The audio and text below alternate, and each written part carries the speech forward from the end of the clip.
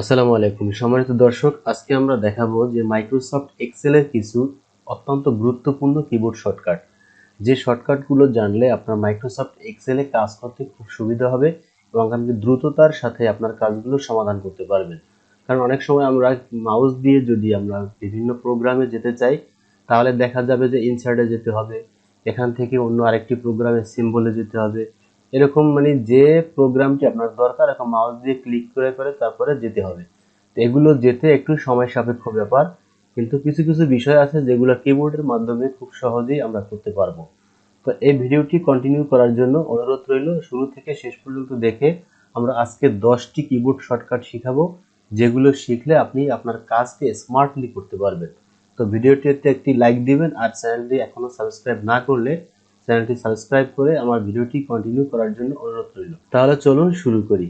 Number 1 যে keyboard শর্টকাটটি আমরা দেখাবো সেটি হচ্ছে যে আমরা যোগ করার ক্ষেত্রে বা বিভিন্ন ফর্মুলা ইউজ করার ক্ষেত্রে আমাদের কিন্তু অটো সামের প্রয়োজন হয়। তাই এই অটো সামটি আমরা মাউস দিয়ে ক্লিক করা ছাড়া কিবোর্ডের মাধ্যমে কিভাবে আনতে পারি? আমরা অল্টার প্রেস করে যদি ইকুয়ালস টু সাইন প্রেস করি, তাহলেই দেখবেন যে আমাদের এই যে অটো সাম এটি কিন্তু চলে আসছে। এখন আমরা যতগুলো এগুলো সব যদি এরকম যোগ করতে চাই, তারপরে সিলেক্ট করে এন্টার প্রেস করলে কিন্তু দেখেন আমাদের যোগফলটি নেমে যাবে। এরকম দেখাচ্ছে কেন? আমাদের সেলটি কলামটি ছোট, এই কারণে দেখাচ্ছিল। ঠিক আছে, এই যে এখন বেরিয়ে গেছে। তো এইভাবে আপনারা এই যে অটো সাম আছে, অটো সাম ক্লিক না করে সেম এই সিস্টেমটিতে আপনি নিয়ে আসতে পারেন, alter plus equals to sign. আচ্ছা, এরপরে নাম্বার 2 যে কিবোর্ড শর্টকাটটি দেখাবো এটি হচ্ছে যে অল্টার প্লাস, যেমন আপনার যতগুলো টেক্সট লেখা থাকবে, এখানে এখানে এখানে টেক্সট আছে, এখানে কিন্তু আমাদের সংখ্যা আছে, সংখ্যার ক্ষেত্রে হবে না। টেক্সটে আমরা ক্লিক করে অল্টার প্লাস ডাউন অ্যারো যদি প্রেস করি, তাহলে দেখেন আমাদের এখানে যতগুলো নাম আছে প্রত্যেকটা নাম কিন্তু এখানে চলে আসছে। এখন প্রশ্ন থাকতে পারে, উপরে নাম ফারুক কিন্তু আপিয়ে আসছে কেন? এখানে কিন্তু A B C D E F G এই সিরিয়াল অনুযায়ী আপনার যতগুলো নাম থাকবে ওই সিরিয়াল অনুযায়ী এই নামগুলো এখানে কিন্তু শো করবে। সেম দেখেন আমাদের নেক্সট কলামে কিন্তু অল্টার, তারপরে ডাউন অ্যারো প্রেস করলে এরকম এপ্রিল মে জুন এগুলো কিন্তু চলে আসছে এবিসিডির অক্ষরের সিরিয়াল অনুযায়ী।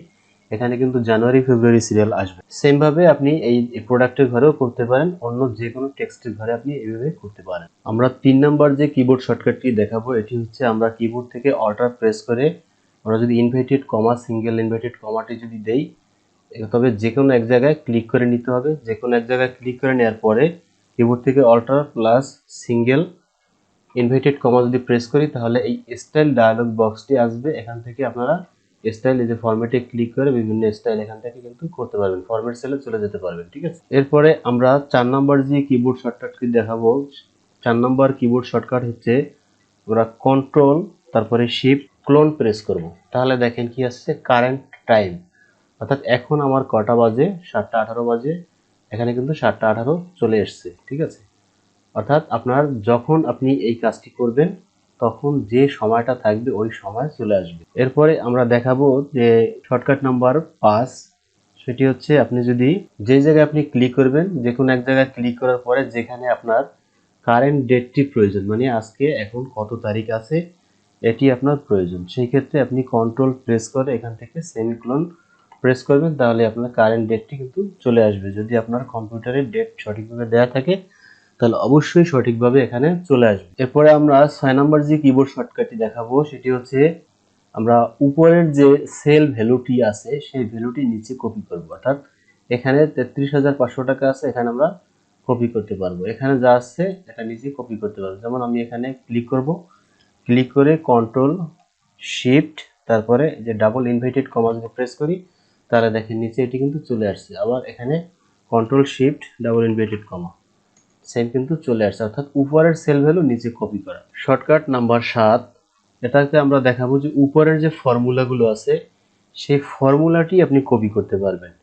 অর্থাৎ আপনার এখানে দেখেন আমাদের একটি ফর্মুলা ক্লিক করলাম, সাথে সাথে আমাদের যে এই যে সাম ইফস ফর্মুলা দিয়ে আমরা এই কাজটি করেছি, অর্থাৎ জানুয়ারি মাসে আমাদের সেল কত, এই ফর্মুলাটি যদি আমরা এই সেলে কপি করতে চাই, সেই ক্ষেত্রে আমরা কিবোর্ড থেকে প্রেস করব control inverted comma, control inverted single inverted কমা প্রেস করলেই আমরা দেখব যে আমাদের ফর্মুলা কিন্তু কপি হয়ে গেছে। এখন যদি আমরা এন্টার প্রেস করে দিই তাহলে কিন্তু আমাদের উপরে ফর্মুলা সহ, যে দেখেন নিচে ক্লিক করলাম, এখন ফর্মুলা সহ আমাদের কিন্তু কপি পেস্ট হয়ে গেছে। এখন আমরা দেখব keyboard shortcut number 8।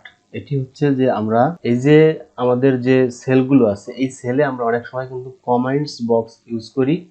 Comments box কিভাবে ইউজ করতে হয় বা কিভাবে সেট করতে হয় এ নিয়ে আমার একটি ভিডিও আছে, ওই ভিডিওটি এই ভিডিও ডেসক্রিপশন বক্সে পেয়ে যাবেন, সেখান থেকে দেখবেন। তো আমরা এখন দেখাই যে শর্টকাট দিয়ে কিভাবে সেই কমেন্ট বক্স এডিট করতে পারবেন।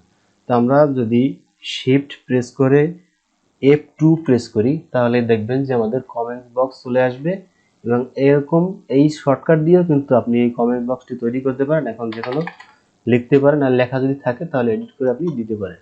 তো আমরা বাইরে ক্লিক করলাম, আর এটি ডিলিট করতে হলে রাইট বাটন প্রেস করে ডিলিট কমেন্টসে প্রেস করে দিলেই চলে যাবে। এখন দেখাবো কিবোর্ড শর্টকাট নাম্বার 9।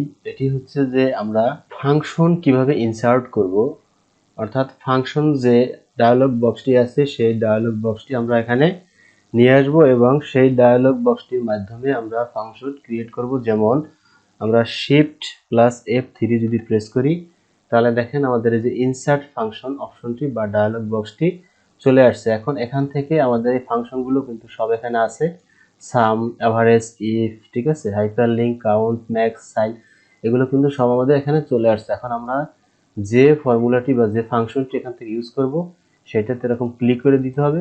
ক্লিক করে দেওয়ার পরে আমরা ওকেতে প্রেস করে দিব। এখন আমাদের দেখেন যে নাম্বার 1-এ আছে যে আমাদের কোন কোন সেল আমরা এখানে যুক্ত করব। সেই ক্ষেত্রে D16 সিলেক্ট করা রয়েছে, ডি তারপর এখানে 16 এটা ঘর সিলেক্ট করা রয়েছে, এবং H16 সিলেক্ট করা রয়েছে। এখান থেকে আপনি সিলেক্ট আপনার মতো করেও করে দিতে পারেন, ঠিক আছে, এরকম সিলেক্ট করে দিতে পারেন।